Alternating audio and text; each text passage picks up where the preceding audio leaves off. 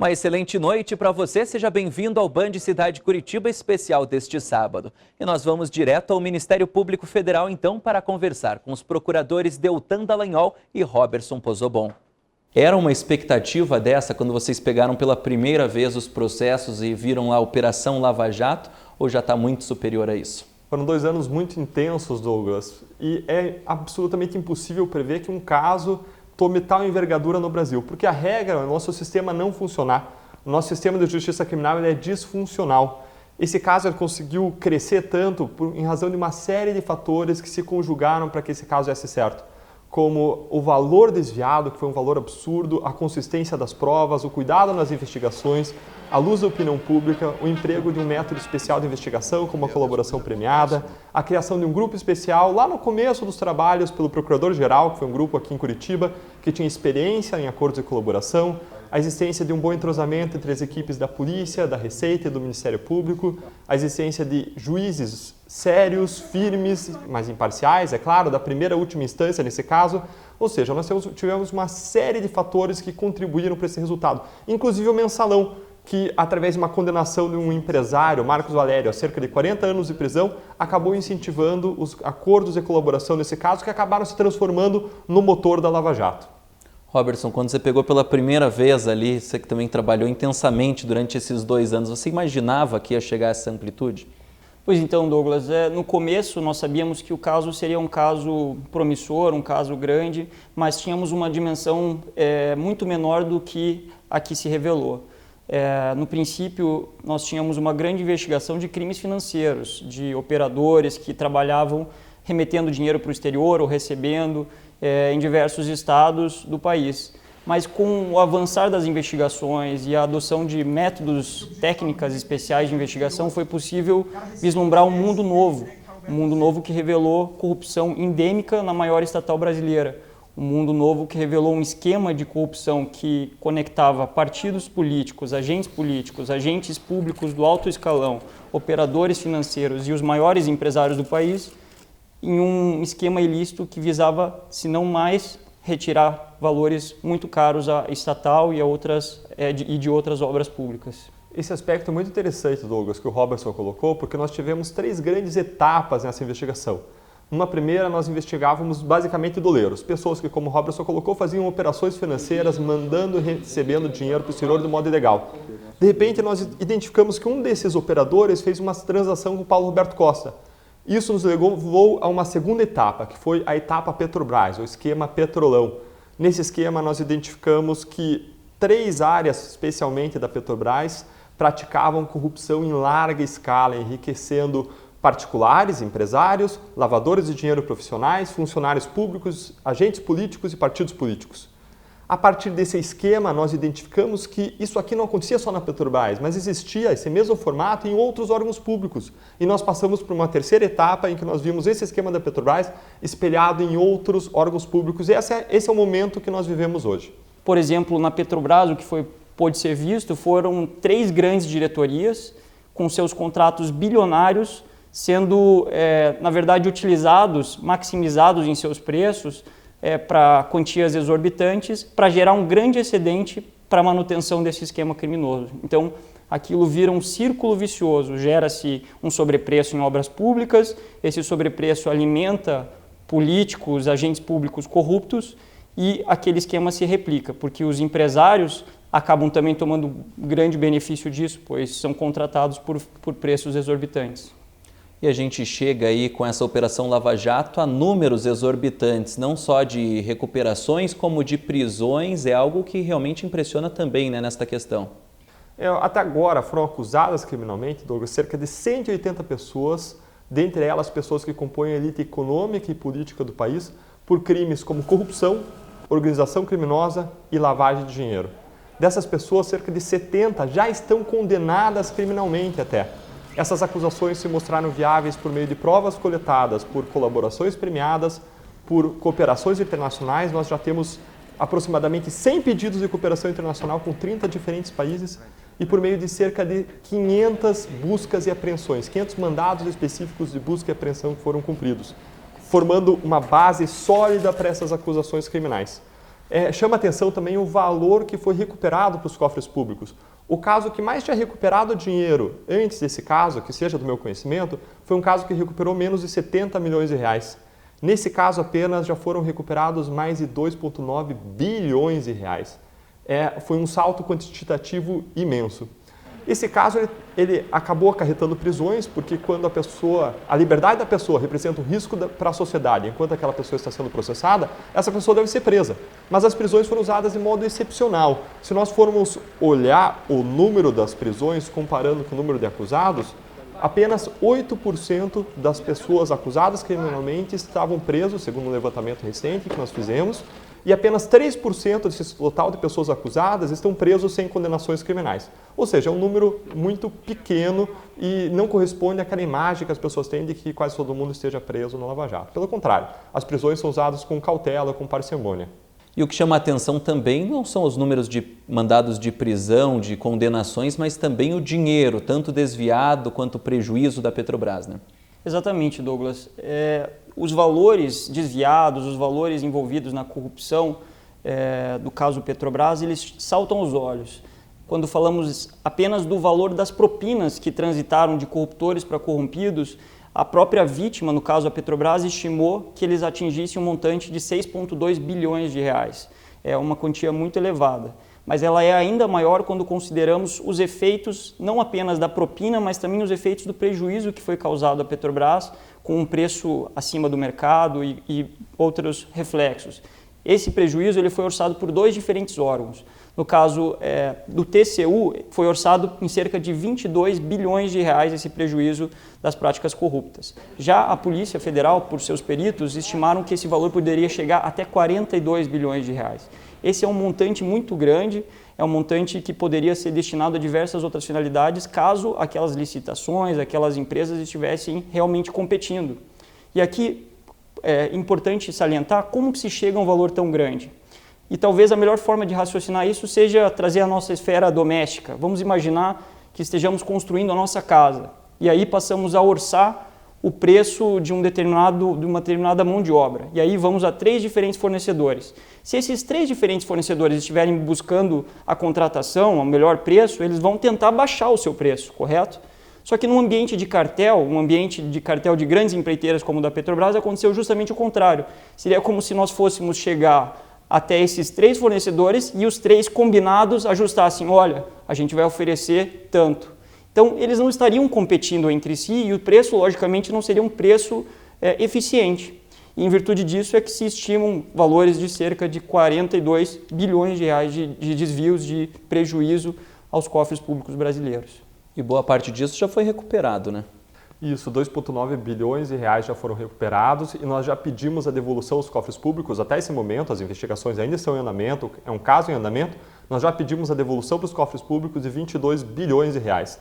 Agora é importante nós termos em mente que a corrupção não gera apenas um dano quantitativo de recursos que saem da saúde, da educação, da segurança e que poderiam ser melhor investidos. A ONU chega a estimar em 200 bilhões por ano desviados dos cofres públicos no Brasil, um valor imenso, 3 vezes o orçamento federal da saúde, da educação, mas a corrupção também afeta a qualidade do serviço público, ela gera aquele buraco na rua que vai matar alguém que eu conheço, que vai matar um parente, a pessoa que eu amo talvez. Mais do que isso, a corrupção ela gera uma desvirtuação da democracia, porque a democracia é o governo que deveria ser exercido para o povo, do povo, pelo povo e para o povo, mas o corrupto não está pensando no povo, em governar para o povo, ele está governando para o próprio bolso. Isso gera ainda o cinismo, que é a descrença nas nossas instituições. Acontece quando a pessoa, ironicamente, acredita que o país do jeito, o Brasil, não tem mais jeito. As pessoas passam a desacreditar e não ter mais esperança e não lutar por uma melhora. E você acha que a Lava Jato mudou esse conceito para a população? A Lava Jato ela nos traz um fôlego, um respiro de esperança, porque ela mostra para as pessoas que as instituições podem funcionar. E quando ela traz essa esperança, esse renovo de expectativa, isso pode acabar servindo como um ponto de apoio para as mudanças que nós precisamos. Algumas pessoas acreditam que é impossível mudar o Brasil porque existe um mundo de corrupção que é difícil ser movido. Mas nós precisamos lembrar que mesmo um mundo é possível ser movido quando nós temos um ponto de apoio e uma alavanca. nós temos o ponto de apoio da esperança gerada por esse caso Lava Jato e nós temos boas alavancas, como as 10 medidas contra a corrupção que foram propostas pelo Ministério Público, já contam com a adesão de mais de 900 entidades, mais de 1.600.000 pessoas já assinaram a ficha de assinaturas, essas assinaturas são levadas ao Congresso e se esses projetos forem aprovados, nós podemos sim construir um Brasil melhor para nós e para as futuras gerações. E Robertson, você comentou da questão do cartel, que é aplicado à própria economia doméstica. Você acha que isso já gerou uma mudança no comportamento dos empresários também? Eles já enxergaram que há uma mudança que veio e que a partir de agora eles têm que ficar aí pelo menos mais ligados e acabar com qualquer tipo de corrupção? Creio que sim, Douglas. Nós não podemos generalizar sob penas de entrarmos em algum equívoco. E digo isso porque, infelizmente, mesmo após a deflagração da Operação Lava Jato, nós vislumbramos empresários que continuaram pagando propinas, empresários que continuaram com essas práticas ilícitas. Inclusive, empresários que já sabiam estarem sendo investigados no Lava Jato. Então, nós não podemos colocar que todo o empresariado se conscientizou e parou da deflagração da operação para diante de praticar atos corruptos. Mas o que nós vemos, e nós vemos isso propriamente a partir de comentários na imprensa, a partir dos próprios empresários que passaram a participar da divulgação desses projetos das 10 medidas, é que todos eles estão muito contentes com o novo estado de competição em obras públicas que se passou a instaurar. Então, hoje, empresários que pretendem praticar preços públicos eficientes, empresários que buscam, propriamente dito, praticar uma engenharia, ou seja, fazer o máximo que se pode com o menor custo possível, eles encontram um lugar no mercado. Eles passam a ter a possibilidade de serem contratados, ao invés de, como era antigamente, só ter espaço para os amigos dos grandes diretores, para os amigos dos grandes agentes políticos. E isso é algo que reflete de uma forma muito importante para o país, pois nossas obras públicas certamente serão mais baratas daqui para frente. Os agentes públicos que serão alçados aos grandes cargos não terão simplesmente um respaldo político, mas serão eficientes no manejo das suas funções. Isso é importante como um todo para toda a economia brasileira. Muita gente atribui a Lava Jato a responsabilidade pela crise econômica que está no país hoje, de desemprego, toda esta crise atual. Que resposta que você dá para essas pessoas que têm este pensamento? Na verdade, é o contrário. Quanto menores os índices de corrupção, isso são as pesquisas que nos mostram, as pesquisas internacionais do Banco Mundial, da Transparência Internacional, quanto menores os índices de corrupção, melhores são os índices de desenvolvimento econômico e social de um país. Eu gosto de pensar nessa ideia da Lava Jato como uma ideia de um médico tratando um paciente. Digamos que um médico descobre que um paciente tem câncer, tem um tumor. Esse médico vê que ele precisa intervir e retirar aquele tumor. Se ele retirar aquele tumor, o paciente vai passar por uma cirurgia e vai passar por um período de recuperação. É um período em que ele vai sofrer com a recuperação. Agora, qual que é a alternativa? A alternativa é deixar aquele tumor se desenvolver, tomar conta do corpo e depois vai ser muito pior. Ou seja, nós precisamos intervir agora e retirar a corrupção do modo como ela está, para que no futuro nós possamos ter uma chance melhor para o nosso país, um futuro mais promissor. Quando existe corrupção, os agentes públicos eles acabam tomando decisões que são contra a economia, que ferem a economia, que ferem o bolso do brasileiro, que prejudicam a todos nós. A gente tem aí vários fenômenos, a delação premiada, os próprios acordos de colaboração internacional também. O que juridicamente a gente tem de diferença a partir da Lava Jato? Eu creio que nós possamos pensar na Lava Jato como um resgate da discussão dos fatos no processo penal. E como esse resgate ocorre? Ele ocorre por meio da adoção de novas técnicas de investigação que permitem que você circunstancie o delito de uma forma muito mais clara. Dentre essas técnicas, logicamente, desponta como uma das mais importantes a colaboração premiada. E por que isso? Porque ela coloca uma pessoa que praticou diversos crimes ao lado do Estado para justamente desvelar esses crimes. Então, se no histórico criminoso dessa pessoa ela se empenhou por anos e anos para tornar seus delitos ocultos, para tornar seus delitos de difícil apuração, a partir do momento em que ela celebra um acordo de colaboração com o órgão público, com o Ministério Público, o acordo que vai ser homologado perante o Poder Judiciário, ela passa a contribuir para produzir provas contra si e contra a sua organização criminosa. E com isso, diversas coisas que estavam enterradas, diversas coisas que seriam muito dificilmente descobertas pelos órgãos públicos passam a vir à tona. Então, de um mero agente se passa a investigar 20, 30 agentes, ou de alguém com menor importância numa organização criminosa se passa a investigar os líderes da organização criminosa. E isso gera um efeito reflexo. Por quê? Porque assim como uma carta de baralho que vai derrubando uma a outra, um castelo de cartas de baralho, assim também ruim as organizações criminosas quando um dos seus integrantes, que tem grande conhecimento sobre ela, passa a detalhar o seu funcionamento. Então, vamos exemplificar com a Lava Jato. A partir de colaborações premiadas, nós podemos obter documentos bancários de transações efetivadas no exterior, mostrando que empreiteira A passou dinheiro para o agente público ou político B e de uma forma muito clara. A partir de colaborações premiadas, nós descobrimos que o esquema de corrupção na Petrobras não estava restrito à diretoria de abastecimento, mas também se estendeu para a diretoria internacional, para a diretoria de serviços. A partir de uma colaboração premiada, nós vimos que todo aquele esquema criminoso ele estava assentado num prisma de sustentação político. Então, partidos, agremiações políticas davam sustentáculo para aqueles agentes públicos corruptos que praticavam todos esses delitos. E assim por diante. É importante ressaltar também que esses acordos de colaboração, eles são somente um ponto de partida de uma investigação, jamais um ponto de chegada. Nós não vamos acusar ninguém ou condenar ninguém com base apenas na palavra de um colaborador. Nós só vamos acusar alguém se aquela palavra do colaborador nos conduzir a provas robustas dos crimes que foram praticados.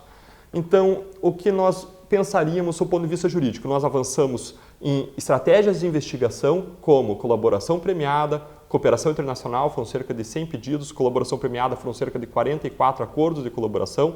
Nós avançamos também na análise de Big Data, informações eletrônicas, e nós avançamos ainda na questão da transparência, Douglas. Isso é muito importante com a título de prestação de contas, porque nós somos agentes públicos, nós devemos prestar contas do nosso trabalho e, nesse caso, pela primeira vez na história brasileira, se criou um site exclusivo para prestar contas para a sociedade. Nesse site, que é o lavajato.mpf.mp.br, qualquer cidadão pode encontrar todas as informações do caso, todas as acusações oferecidas, tem os códigos dos processos eletrônicos, ele pode ir direto na página da Justiça e com aquele código ele acessa os processos, vê as acusações e todas as provas que embasam. Num caso de tanta repercussão, com em que os fatos são tão graves, é necessária dar esse grau de transparência. Foi uma evolução também que foi peculiar desse caso criminal. Que a gente pode ver também, é claro, nos colaboradores é um caso específico, porque a pena deles é reduzida. Agora, o número aí de anos de condenações da Lava Jato também chama atenção. Nós atingimos agora, nessa semana, o patamar de 990 anos de prisão. Essa quantia, logicamente, é a quantidade de pena que foi estabelecida para os 67 agentes condenados já na operação. É um volume que chama atenção, sim, chama atenção, mas é um volume muito proporcional, razoável, frente aos crimes que foram praticados por todas essas pessoas. Então, foram centenas, milhares de transações de lavagem de dinheiro, dezenas, centenas de delitos de corrupção, delitos de organização criminosa, delitos de evasão de divisas e diversos outros crimes. Então, a criminalidade, os crimes praticados, eles foram graves e estão recebendo a pena adequada junto ao judiciário. Aqui é necessário destacar que talvez esse número cause surpresa porque diz respeito à aplicação de penas aos chamados criminosos de colarinho branco. Criminosos que não estavam habituados no Brasil a serem condenados, em primeiro lugar, e a receberem penas altas, em segundo. Mas nós não podemos imaginar que os crimes praticados por essas pessoas são menos graves do que os crimes de rua, os crimes de furto, roubo, etc. Ao contrário, muitas vezes eles são muito mais graves, visto que proporcionam desvios em centenas, milhares de vezes superior àqueles delitos praticados individualmente. No Brasil, estima-se, e a estimativa é da ONU, que sejam desviados 200 bilhões de reais anualmente com práticas corruptas. Por outro lado, o volume de pessoas que estão encarceradas no Brasil, ou seja, que cumprem penas por delitos de corrupção no Brasil, é muito pequeno. Ele no nosso universo carcerário, ele é inferior a 0,2%. Então, quando revertemos esse caso e mostramos que sim, esses agentes que praticam delitos de corrupção e delitos de lavagem de dinheiro podem ser punidos, podem vir a cumprir uma pena, isso passa uma mensagem muito clara à população. a mensagem de que o nosso país trata a coisa pública de forma séria. Segundo um estudo publicado pela Fundação Getúlio Vargas, nós vemos que apenas 3% das pessoas que praticam corrupção são punidas. Só 3%. E ainda nesses 3%, se o telespectador está pensando que são pessoas que vão ser punidas com prisão, não vão ser. São pessoas que vão ser punidas com uma simples doação de cesta básica ou com uma prestação de serviços comunitários.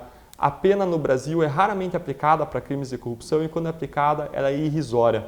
Nós precisamos mudar esse quadro para que a justiça prevaleça não só em casos que são pontos fora da curva, mas em todos os casos. Para que exista um desestímulo permanente à prática desse crime e para o desvio dos bilhões que saem dos nossos bolsos e o que acaba prejudicando saúde, educação, segurança, como a população tem bem percebido nos últimos tempos. Agora, o que a gente pode analisar daqui para frente, né? A Operação Lava Jato está aí na sua 24ª fase até agora, mas a gente vê um horizonte ainda distante, porque são muitos materiais apreendidos a cada fase. Dá para a gente saber onde que a Operação Lava Jato vai chegar? Qual que é a perspectiva de hoje? As investigações, eu creio que as investigações elas só se encerram quando encerram os delitos. Então, como você bem colocou, Douglas, a cada nova fase atinge-se provas novas sobre os delitos já que se tinha ciência, mas também, eventualmente, lança-se uma nova via investigatória de delitos que estavam relacionados com aqueles delitos primeiros. Então, o ponto ao longo da investigação da Lava Jato, são investigados uma série de fatos que estão interpenetrados. Se nós pensarmos todos esses fatos criminosos como uma grande teia criminosa, em que laços possuem conexões com diversos outros, você não pode simplesmente cortar esses laços e achar que tudo o resto vai ocorrer tudo bem. Então, é necessário que a investigação não só busque provas dos delitos que já se tem conhecimento, como daqueles que aparecem ao longo da apuração. Até mesmo para que, com a prova desses novos delitos, seja fortalecida a prova dos outros, dos mais antigos. É interessante que algumas pessoas colocaram jocosamente, eu comentei com você outro dia, que a Operação Lava Jato está quase superando já o Candy Crush Saga, aquele joguinho que tem fases que nunca acabam. Nós temos ainda um grande material probatório para analisar, material que foi colhido em buscas e apreensões, o que vai gerar certamente novas investigações. Existem contas no exterior que já foram alcançadas em investigações feitas por outros países que vão ser remetidas para cá. Existem empresas estrangeiras que já apareceram na investigação, mas nós não tivemos tempo ainda suficiente para focar sobre elas. Nós temos ainda um mundo para explorar dentro da própria Petrobras, de setores que a gente ainda nem começou a olhar e que a gente já tem indicativos de irregularidades. Ou seja, nós temos bastante material para analisar, estamos longe de colocar um ponto final nessa investigação. Está aí, este foi o Band Cidade Curitiba especial deste sábado, uma conversa com os procuradores do Ministério Público Federal nestes 2 anos da Operação Lava Jato. Agora você fica com Marcelo Almeida Cultura e na sequência com o Jornal da Band. Uma excelente noite para você e até segunda-feira.